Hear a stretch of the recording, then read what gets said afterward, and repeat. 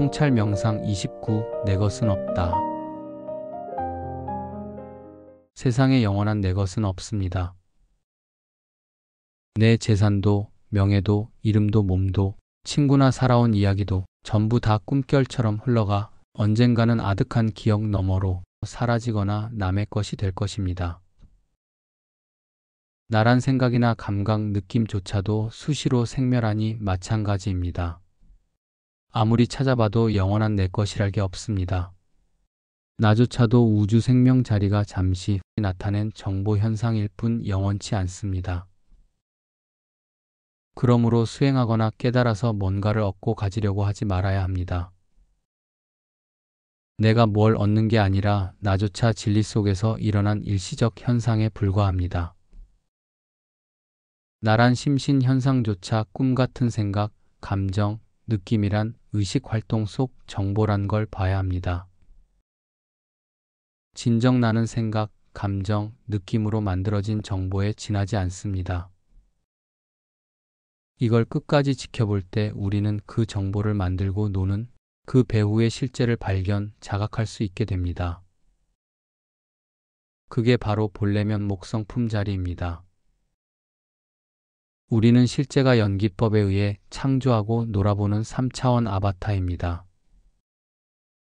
그래서 영원한 내 것이란 없으며 오히려 나조차 꿈 같은 환영입니다. 깨어난다는 건 내 삶의 매 순간 속에서 이 실제가 활동, 역사하심을 보는 겁니다. 이 실제의 이름을 하나님이라 하면 기독교가 되고 그 이름을 부처님이라 하면 불교가 되며 그 이름을 시바, 알라라 하면 힌두교나 이슬람교가 될 뿐입니다. 진짜 깨어남의 차원에서는 교리가 어쩌고는 더 이상 중요하지 않습니다. 난 옳고 너희는 틀리다는 생각은 허무한 생각 속 고집에 지나지 않습니다. 참 실제는 그런 생각을 고집하거나 교리의 가치를 잡고 가여온 존재가 아닙니다. 나랄 것도 없는데 하물며 영원히 내 것이라 할 건 정말로 없습니다. 하지만 생각 정보가 아니라 정말 이런 깨어남의 차원이 열린다면 문득 그 실제가 찾아와 그대의 마음속 베일들을 활짝 열어주실 것입니다. 그것을 깨달음이나 구원이라 합니다. 그 이후 그 실제가 그대 안에 들어와 당신을 통해 자신을 표현합니다. 당신이란 정보는 이제 영원히 그의 손길에 맡겨지게 됩니다. 영원한 그 실제의 품 안에서 정보로서 출현한 바로 그것뿐입니다.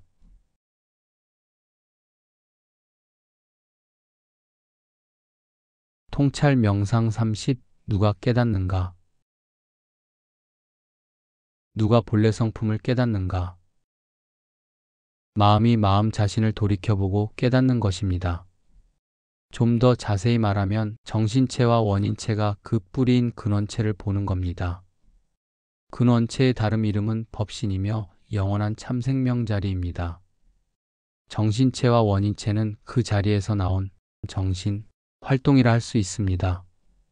정신활동이 생명이란 근원이 없으면 작동할 수가 없는 것은 마치 AI가 전기가 없으면 작동할 수 없는 것과 같습니다. 삼거리 신호등을 볼 때 빨간불이 켜지는 것을 보는 정신활동은 정신체와 원인체이며 그것은 생명이란 에너지원이 있어야 가능하다는 말입니다. 그래서 깨닫는다는 것은 정신활동이 생명의 순간적인 움직임을 포착하는 것이기도 합니다. 그러나 전기와 마찬가지로 생명이란 게 어디 눈에 보입니까? 하지만 근원체 없이는 아무것도 아니 비설 신의를 통해 인식되거나 행주자와 어묵동정을 통해 보고 알아질 수조차 없습니다. 그래서 근원체를 깨달으면 삼라만상 일체가 그냥 다 이것에 의해 나타나고 존재하며 인식되고 있는 걸 보게 됩니다. 곧 의식의 장이 먼저 있어야 그 안에 일체가 드러나는데 그 장 자체가 생명력 없이는 마치 전기가 끊어진 AI처럼 동작할 수 없습니다. 그러므로 정신체와 원인체가 보고 알아서 그걸 오온체를 통해서 개념화나 상념화하면서 정보화하는 것입니다. 포괄적으로 말하면 이걸 마음이 마음 자신에 깨어난다고 할 수도 있고, 정신이 본 것을 생각이 개념화하여 깨달음이란 걸 상상으로 만들어냈다고도 말할 수 있습니다. 그러므로 정밀하게 보면 깨닫는 자조차 일시적 마음 현상이라 환영이며, 깨달음조차 생각이 만들어낸 개념에 불과한 것이니 과연 누가 무엇을 깨달았다고 말할 수가 있겠습니까? 그러므로 실제로는 깨달음조차 분별이며 깨달은 자조차 생각입니다. 통찰 명상 31. 마음의 속임수. 깨어나서도 모든 걸 현재의 나를 기준으로 생각하는 업습 때문에 자꾸 개체 마음이 만들어내는 다양한 망상에 자신도 모르게 속아서 보림이 필요합니다. 그 대표적인 것 세 가지를 말씀드리면 아래와 같습니다. 첫째는 좋은 것을 따라가고 나쁜 것엔 거부하며 저항하는 것입니다. 둘째는 자기가 진리를 알기 위해 수행하려 들고 깨닫고자 합니다. 셋째는 끝까지 나는 나라면서 변치 않는 자기로서 남아 머무르려 합니다. 이것은 보통 사람들이 오랜 세월 갖고 지켜온 자기 정체성이기도 합니다. 하지만 첫째로 나쁘고 힘든 것을 거부하고 저항하는 한, 마음은 현재 그 수준과 현상에 머무르려 할 뿐 더 이상의 발전은 없게 됩니다. 저항하는 그 마음이 곧 아상이며, 아상은 제가 좋아하는 상을 만들어냅니다. 정말 내 속에 내 개체 마음이 없다면 확 열려서 좋든 나쁘든 그냥 그뿐이지, 이것저것 따지면서 머리 굴리고 이해관계를 따지지는 않는 게 당연합니다. 둘째로 진리는 이미 무시무종으로 나란 현상 속에 깃들어 존재하기에 내가 뭘 더 수행할 필요는 없으며, 다만 진리를 가리고 있는 나의 오온 활동을 다무나 공으로 돌려보아야 합니다. 즉 진리는 내가 얻는 게 아니라 문득 드러나는 것입니다. 그러므로 뭘 더 어떻게 수행해야 하는지를 물을 게 아니라 그런 생각을 또다시 하고 있는 자기 애고심이 살아남고자 하는 끈질긴 속임수를 돌아봐야 합니다. 깨어있다면 항상 주체인 누가에 집중할 뿐 생각의 영역에 속하는 어떻게에는 관심이 없습니다. 어차피 노력해도 될 건 되고 안 될 일은 안 되게 될 것입니다. 셋째로 진리인 전체 자체가 되려면 개체 현상 생각, 느낌, 감정 등을 나로 삼아 거기에 머무르려 하면 안 됩니다. 스스로 아무것도 아니며 어디에서도 찾을 수 없을 때 비로소 응무소주인데도 불구하고 이생기심하는 묘한 자리가 드러나게 됩니다. 고로 마음이 나를 둘러싸고 버리는 꾀에 넘어가면 안 됩니다. 참나니 열반이니 불성이니 시녀, 체험 등의 말들은 다만 진리를 가리키는 말일 뿐 그 단어 자체가 스스로 확실한 진리 자체인 것은 아닙니다. 마음 공부는 내가 진리 자리를 보는 게 아니라 자기 망상이 일으키는 속임수에 끝까지 속지 않는 것뿐입니다. 모든 망상이 일체 다 망상임을 볼 때 비로소 이미 나란 현상 자체를 일으키고 있는 참된 진리 자리가 저절로 드러나 아는 것뿐입니다.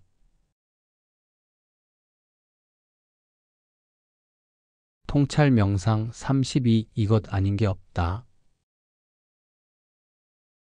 꿈속에선 아무리 대단한 게 등장해도 결국 꿈이 아닌 게 없습니다.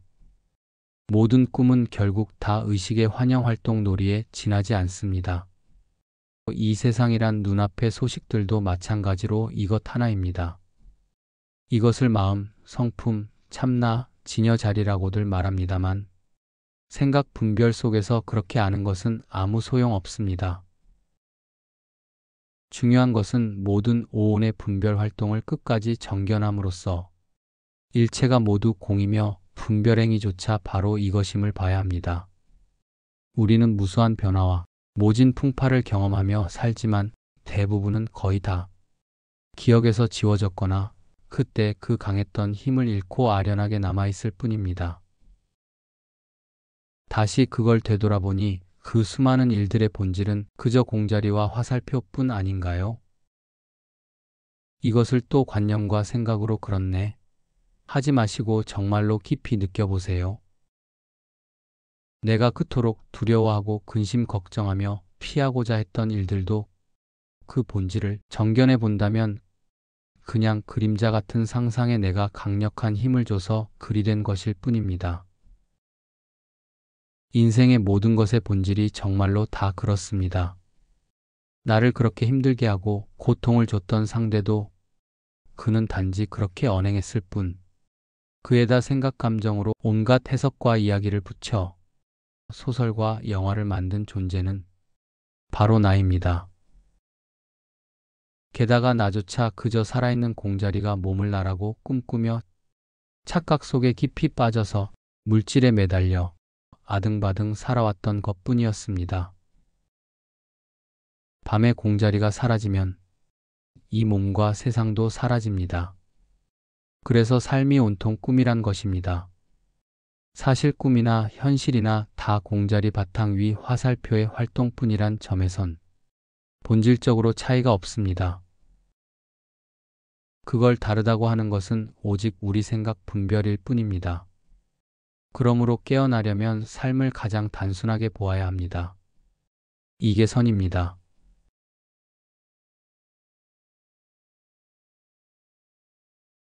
통찰 명상 33 법을 넘어서야 스스로 법이 된다. 불교가 다른 종교나 지성인들로부터 자주 비판받는 가장 큰 문제점은 사회가 어떻게 되든 다 꿈 같은 일이라면서 현실 참여를 거의 하지 않는다는 것입니다. 깨달음의 자리에서 보면 세상 사람 다 공함으로 집착 분별하지 말란 것이지요. 하지만 그런 방관자적 태도가 사회의 건강을 해친 나라가 한둘이 아닙니다. 동남아의 대다수 불교 국가가 지금 다 군사 독재로 그런 상태에 있지요. 또 개인적인 삶도 자칫하면 현실의 균형을 잃고 등한시할 가능성이 높아집니다. 사실 이런 것의 가장 대표적인 경우가 법에 걸려 자유를 잃어버린 사례입니다. 즉 분별하지 말라니까 무조건 분별 안 하는 정신 나간 삶을 사는 경우입니다. 그것은 어디까지나 마음 공부할 때 그런 자세를 잃지 말란 가르침인데 그것을 무작정 물질적 삶의 모든 영역에까지 다 적용시키는 것이지요. 색즉 시공만 진리가 아니라 공즉 시색도 똑같은 진리입니다. 3차원이라고 1, 2차원을 무시하면 안 되는 것은 1, 2차원 없이 3차원도 따로 존립할 수 없기 때문입니다. 그럼에도 불구하고 도를 가르친다면서 현실 참여는 꿈이니 내버려 두고 관여치 말라는 말을 하는 선생님들이 꽤 많습니다. 임진왜란 때 왜 휴정, 사명대사 같은 분들은 승병을 일으켰을까요? 그것은 대중의 지옥 같은 참화를 보면서 세속의 일이니 관여치 말라는 법을 지키다간 불교의 근간인 서민마저 다 멸망할 위기에 이르렀기 때문입니다. 이제 현대서는 법을 따르되 종국엔 그 법조차 넘어서야 스스로 법이 될 수 있다는 진실을 향해야 합니다. 진실을 말하면 지금 이대로의 당신이 그대로 완벽한 진리 자리의 창조 결과입니다. 더 나아지거나 고쳐야 한다는 것들은 그 본질이 다 생각에 사로잡힌 것입니다. 물론 스스로 보기에 문제가 있다면 고쳐야지요. 하지만 별로 그렇지 않다고 여겨진다면 그럴 필요는 없습니다. 세상을 보아도 과거 모범생보다 문제아가 대성하는 경우가 더 많았습니다. 깨달아서 뭐 하자는 걸까요? 결국 삶에서 도망치지 않은 채 삶이란 짐에서 벗어나고 자유로워지자는 것입니다. 바로 지금 여기 있는 그대로의 현실 속에서 말입니다. 그럼에도 불구하고 현실을 꿈이라고 관여치 말라고 가르치는 선생이 있다면 그야말로 법이란 망상 속에 다시 꿈을 꾸는 것이 아닐 수 없습니다. 통찰 명상 34 진짜 깨어남. 멋진 걸 봐서 좋은 게 아닙니다. 그냥 볼 수 있음에 행복한 것입니다. 아름다운 음악을 들어서 좋은 게 아닙니다. 그냥 들을 수 있음에 감사한 것입니다. 황홀함을 느껴서 좋은 게 아닙니다. 그냥 느낌의 신비로움에 감사하는 것입니다. 특별한 걸 경험해서 기뻐하는 게 아닙니다. 일체 경험을 다 할 수 있음에 감동하는 것입니다. 더 많이 알아서 기쁜 게 아닙니다. 나란 존재 자체의 경이로움을 기뻐하는 것입니다. 기막힌 체험을 통해 깨어나는 게 아닙니다. 모든 체험을 다 할 수 있는 존재성에 깨어나는 것입니다. 체험을 통해 깨어나는 게 아닙니다. 나를 다시 보고 존재에 깨어나는 것입니다.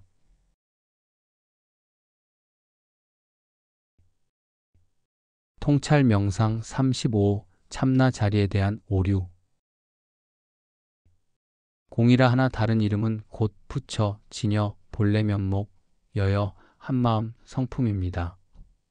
참나 체험이란 공 자리를 체험하는 것인데 먼저 공 자리에 대한 정확한 정견이 없으면 부족하거나 잘못된 체험을 가지고 공 체험을 했다며 착각하실 수 있습니다. 제가 보기에 유튜브나 적지 않은 수련단체에서 공을 온전하게 정견하지 못하고 그 일부분인 상이나 작용을 전체인 양 소개하거나 체험이라 하는 경우가 자주 눈에 띄길래 여기서는 바른 공 체험이란 과연 무엇인지 한번 말해보겠습니다. 공은 채로는 우주 세상의 제일 원인이며 상으론 허공과 같고 작용으로는 내면에 보고 아는 자임과 동시에 모든 행주자와 어묵동정을 만드는 살아있는 자리입니다. 그 자리의 실체가 뭔지는 누구도 모르나 어쨌거나 실제하는 것이라 하니 그 자리에 활동이 없으면 지금 우리도 없기 때문입니다. 대부분의 참나를 설명하는 내용을 들어보면 세상을 내면에서 고요히 바라다보는 주시자, 알매 자리를 말하거나 혹은 세상 전체와 하나 된 체험을 참나라고 설명합니다. 하지만 이것은 아직 초견성이지 본질적이지 못한 견해입니다. 눈도 몸이 있어 작동하듯 주시자, 알매 자리도 제일 원인 자리가 먼저 있어야 합니다. 또 우아이려 체험을 우주라면서 그 우주가 된 체험을 해야 참나 자리 합일이라 하는 견해도 있으나 그 역시 일시적 수행의 결과인 마음 체험일 뿐 항상 우리에게 이미 여여하게 가치 있는 불변하는 근원적 진리의 자리는 아닙니다. 이런 견해들은 사실 공무변처, 식무변처 혹은 무소유처정을 체험하고 나서는 그것을 무상정등각이라고 오해하는 것입니다. 즉 대부분 공이 상이나 작용 자리를 갖고 공 전체라고 확대 해석하다 보니 착각을 하게 된 것입니다. 그 말대로라면 우아일려를 체험하기 이전에는 우리에게 아예 진리가 없었던 것인가요? 진리는 항상 언제 어디에나 존재하고 있으니 그런 견해는 틀린 것이 됩니다. 그렇다면 공이 체자리는 과연 어떻게 체험할 수 있을까요? 먼저 허공을 공이라 여기는 명상을 하시는 분들도 많은데 주관적으로 마음이 허공같이 텅 비었다고 하는 체험 역시도 느낌이라 오고 가는 오온이 일으킨 분별 체험일 뿐입니다. 각자의 허공상을 공이라 여기는 한 그건 느낌을 진리로 받드는 결과가 되니 부처님이 설하신 오온계공에 반한다는 말입니다.